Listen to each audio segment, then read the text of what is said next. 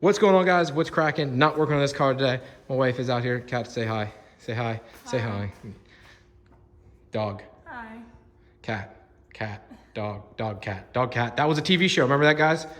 Oh, look at her. That's her little baby. We're not focused on this either. Good job, Raven. Focused on her transmission today. Her car is getting worked off of Beavers. Maybe I'll actually interject some of that in here so you guys can get a little update. So first up here, we have the front bumper. It is primered and they smoothed everything out, filled all the holes and stuff. We did not fill the emblem. I'm keeping that for her car. One of the things I kind of regret, we did fill in all the holes here, all the holes there. If we come to the back side here, kind of see where they fill that in. And I asked him to do that because there's usually a little black strip that goes there, but that's part of the, not support, but actually it's like the under tray system. I always remove it, especially when we go to intercooler, you can't run them anyway. So I'm like, fill it in, don't need that black piece there. It's one more place for dirt grime to get in. I just think it looks smooth. I did it on my Supra and I really liked it. He was able to finish everything up there. The doors, the one door, I guess this is the driver door, wasn't bad. You can see there's some high and low spots, obviously. Typical, you know, the car's 25 years old with over 100,000 miles and it did sit outside. They're not done with the jams yet. He's got to work on that yet. But for the most part, this door isn't that bad.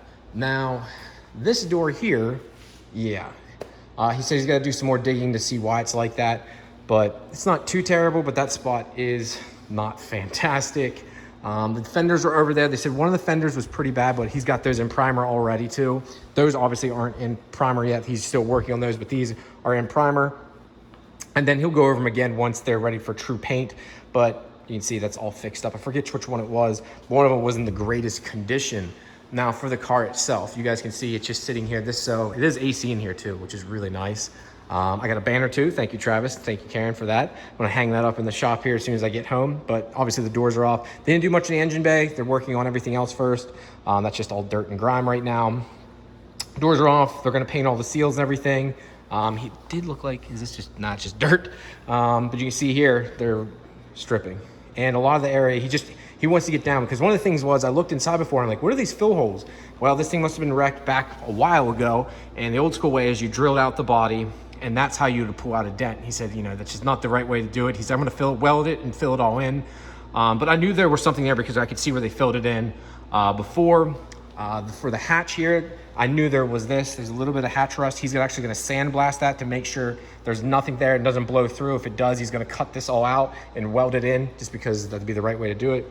Down here in the back, you can see it's down to bare metal. He's trying to get it down as close as possible. He doesn't want to take someone else's work and see how bad it is and then him be responsible, although I'm not gonna blame him for it anyways. They did start filling in the hole over here, as you can see. Filling that in, filling up top also.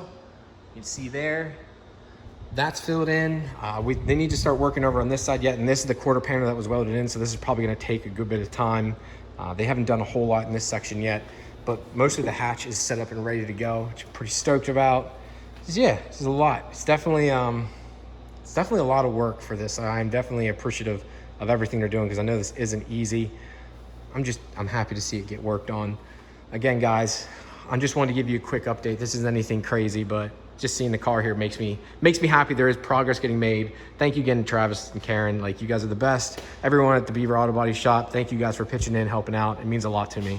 One thing I wanted to talk about too, guys, when this is all done, I really want to take a lot of time before I put a lot of stuff back together. I'm going to ask for a couple friends to come over. We're going to strip the interior, like not strip it, but like clean it out as best we can. Obviously scrub everything down before we put every single panel, put all the interior back in. I want it to be as clean as possible to get as much rid of as much residue as possible. You know, they cover up things. I got most of it out, took all the carpet out. Probably could have took the belts out, but again, I can hit that with a airbrush or air and it'll take care of it. I'll clean everything up. I don't think it's going to be much of an issue. If I get a couple friends over, I think in a day we can get it pretty much spotless. The one thing I do need yet are the drains. A guy in Italy is actually having them 3D printed and remade. So once those are done, I can get those in, which I'll be happy about. So yeah, guys, getting close, getting there. Let me know down in the comments what you guys think. Let's get back to the house. Big shout out to Beaver's Auto Body and Collision here in Waynesboro, Pennsylvania. They just gave me this big banner, so I put it up there, and her car will be sitting here, so it'll be right under it. Can't thank Karen and those guys, and Karen and Travis. Well, really, Karen's the brains of the operation, so thank you, Karen. And I guess you're okay too, Travis. But on real talk, guys, back to the transmission here. I'm gonna take the bell housing off. As you can see, it's a little dirty. One thing I did find too, this breather tube is snapped off. So I need to either drill that out or figure something to do with it, because that's not good. I gotta take this off here, figure something out, replace this piece and drill it out. I'm not sure if that's not even feasible or if people even use these, but we'll find out. I wanna take the bell housing off because it's just dirty.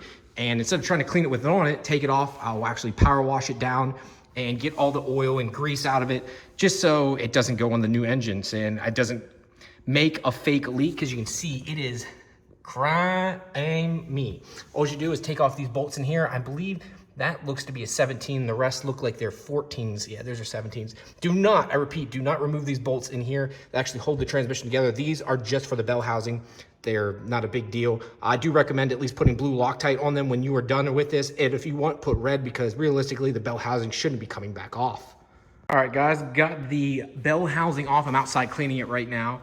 You see all the bolts there. I just talked to Baltic Supra, if you guys want to follow him down here. He's giving me a little feedback on the oil I need to use. If you guys don't know who Baltic Supra is, you have been watching the internet. I'm going to link his Instagram and everything here. Great guy, super helpful, great family dude. If you don't watch YouTube, you need to, and especially just to watch his videos. Just an all-around great person. He's helped me here a little bit trying to figure out, I'm new to the automatic game, and I just want to make sure I'm doing things right. So I'm asking about lines and what he's doing, what oil he's using, what has worked, what has not worked. So he's been giving me a lot of good feedback, which is making me happy. We'll walk out here, got Cat's engine sitting there. Can't wait to put that in. With Travis making headway at the body shops, making me want to work on this again. You can see I've cleaned up a lot. You can see how nice it is. You gotta remember, it is cast aluminum, so it's not gonna be perfect, but I'm at least getting all the grease and grime off of it. I've got to flip it on the other side yet to get inside the crevices. You can see here, these are nice and clean now. Those were completely black, so just need to flip it around and it should be good. You can see I got some there. I need to get a little bit down there. That's the top of it too, so I want that to be as nice as possible, but should be good. All right, guys, so I decided to put the transmission up here to go over it some, but it's actually not that dirty. The only thing I need to figure out, and which I'll probably figure out here, I'm gonna probably need a new motor or a trans mount too, is do I need to use this trans mount for this transmission, which comes off the Risto, or do I need to use my NA trans mount and the factory mount that came with it? I don't know, and I have to figure that out yet. This obviously sits in here like that. Does it use the same style? Yeah, it looks to be the same style. I just don't know, so I'll have to, I guess, look that up. Most guys, I would assume, use like automatic transmission from a Mark IV Supra. For me, I wanted to try using this just because if I can get this set up and working right, these are literally, people give these away versus the Mark IV ones, which are getting expensive. If I can get this working in my car, I can get these transmissions for next to nothing. They're not exactly hard to get in and out either. So if I can get that working, it'll make me happy. So need to figure that out, but now it's time to put the bell housing back on. I'm gonna start with these 14mm bolts and then put the two bottom 17mm bolts in. The bell housing itself needs to sit on it in a certain orientation, which is actually kind of easy. And it sits up around this like lip here, so like that, and then you just orientate it like so. And then use the bolts to snug it up. So put one bolt in right there. I'm just gonna put them all in loose. This way they're at least all started. I hate when I see someone, they'll put one bolt in and then you'll send it. As what I mean by that is they'll just crank it down and go, I can't get my other bolts in. Well, it might've been off a skew. It doesn't take much to be off. So rather try putting these in. This is the one that was a little gummed up. I cleaned this bolt off as much as I could, but it was a little gummy. And even right there, I don't like that. So might replace that. I think I have an extra one. If I do, I'm gonna do that here. But I need to have my other hand back. So let's start putting this together and I'll show you guys when it's done. I'll let you know if that bolt works out or not. Guys, this is what we're working with now here. I went ahead and cleaned up the mount. I am using the Auto Supra mount and the actual bracket itself. After talking to Pedro again, Baltic Supra, he's saying that that's what he uses now. He uses like a solid mount on his because, well, he's making an absurd amount of power. This is going to be a stock ECU with a single turbo on it, very basic, using the 440cc injectors my wife's going to drive. So keeping it basic. I did start cleaning up the hard lines too because I'm most likely going to use these. We'll see, because the problem is if I do use these hard lines, it runs this way. If I do go soft lines, I'll have to remove these fittings here and here, get a custom AN fitting, run AN lines that are designed for transmission fluid, and then mount something up and off to the side and like the front bumper here on her car, because here's my issue. I don't really want to use the factory auto radiator. And the reason for that is just because it's old, it's ugly, I don't want it failing. It's 27, 28 years old. It's time for it to go. If you can see here, everything's starting to flake off. It's not looking good. But on those, if I can lift this up here, they have these little fittings here that go actually in the bottom and help cool the transmission. So without these, I can't do it without making my own separate. So I don't know if the Mishimoto has these or has them closed off and like you can add it. I don't believe so. I'm gonna message them and see if they do. If they do, great, then I'm just gonna get a Mishimoto Raider. If not, then I'm kind of stuck for right now, as I would like that just to have. So kind of annoyed. And it is separate from the rest. You're probably thinking, well, Ryan, doesn't that go in the coolant? No, it's actually separate from the rest, which is kind of unique. I've never seen that before. I guess that's how automatic transmission cars are. Again, I'm new to this, so please excuse my ignorance. But she's looking good. Took me a while to scrape a lot of the old crap off of these. It had a bunch of stuff on them. The goal is to, once I get them straightened out, see how it needs to go in the engine, and then take it all back off, and I'm gonna spray it with heat black, something black. That's, again, if I do use these. I would like to use them just because they're solid lines instead of soft lines. Again, reliability. This is going to be much more reliable than a soft line. And then you use a small soft line up from here, but right by the engine, transmission, all that stuff, it keep it away from heat. Seems to be like a smart bet. Another thing to go over here, guys, when I shut this, I'm looking for, really, Ryan? I can't speak, apparently. My English is a little off. Well, I guess I should say happy 4th of July, guys. This video has been recorded over multiple days doing things, but closing this up, I'm trying to get this all organized too. That is actually tool organization stuff down there. But just trying to organize all my nuts and bolts and everything. I bought one of these because I never had a pulley, and I'm like, well, just go get one for Harbor Freight.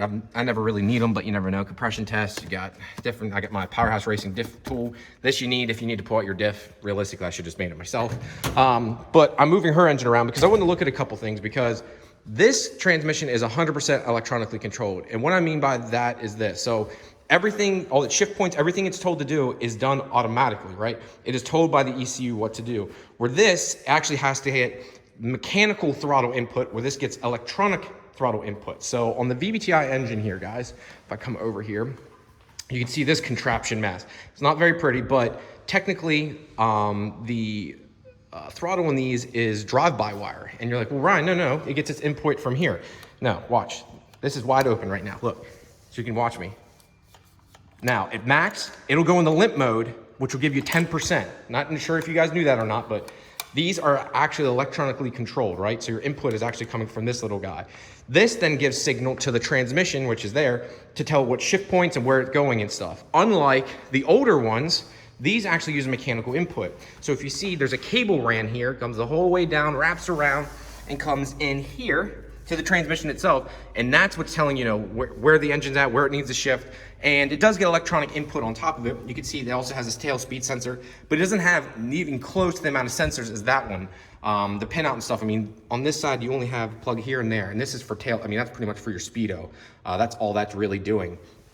And then over here, you are getting shift point data and stuff, and also what gear you're in. So I'm pretty sure that tells you just the gear selection itself. But you're actually getting your input from the throttle mechanically versus electronically. I know that sounds weird, but you can actually see, again, where it's blocked off over here. They actually just put a block off on these, and that's how it works. I just thought that was kind of different. You can see I don't have the same tail shaft sensors and stuff that has this pin on it too. This is massive compared to that. Also, this is on this transmission, which is which one do I have here? This is the F310. So I think that's only in the Aristos. Don't quote me on that. I wanted to give another update too. I don't want to get too sidetracked here, but I just wanted to tell you guys that it does have electronic input for this versus the older. So even on like the Mark IV Supras in the US, they would have a mechanical style input to them, if my understanding is correct.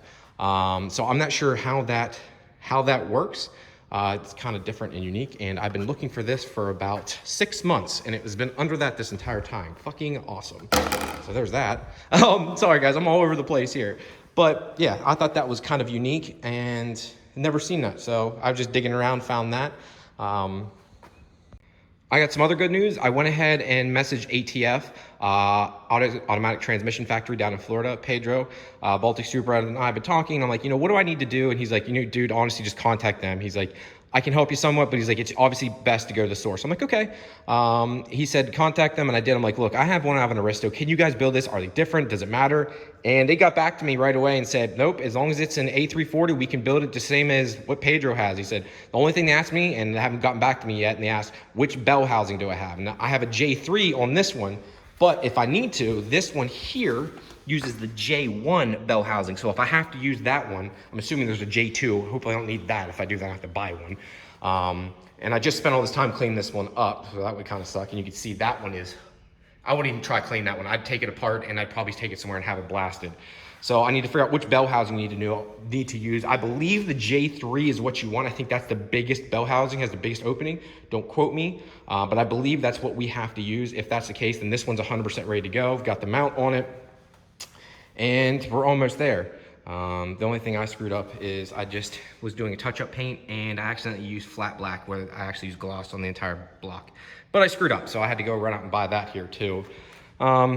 Yeah, getting things tidied up. Her car's coming along quite nice at the body shop, so I'm getting ready. I'm waiting for JT Barish, Bear Boost Performance. He's working on a little label to put here. I made it out of titanium, and I need to get a few more parts in titanium here for these bolts to finish off the engine. A couple other things. I'm just gonna keep yelling at him. I love you, JT. He's making some really cool stuff. He's great with input too. So like, I haven't seen these. Like, these are actual studs. So like, even down here, so like these studs here will be replaced, because most kits just put those bolts there. But like, when you're trying to line these manifolds up, having the studs makes your life a lot easier, especially with the gasket, everything.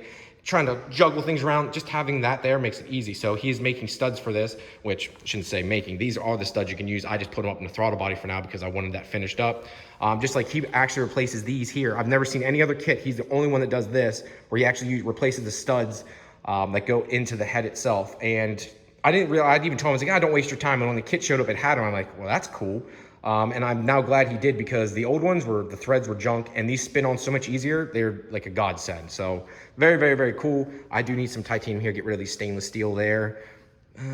Again here, need some more there. Getting there. I'll probably remove this guy, maybe put a titanium stud just to put one there. I don't really need it, but might as well. And on that note, guys, I'm gonna go ahead and sign out here. Thank you very much for tuning in today.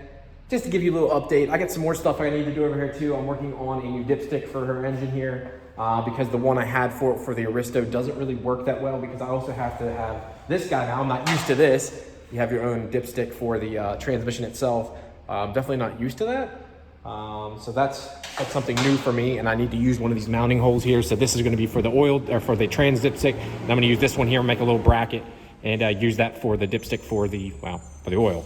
So yeah, thank you guys very much for tuning in today. If you have any questions, concerns, I can't talk, you know what to do. Just go down below, comment. Love you guys. Talk to you later. Peace.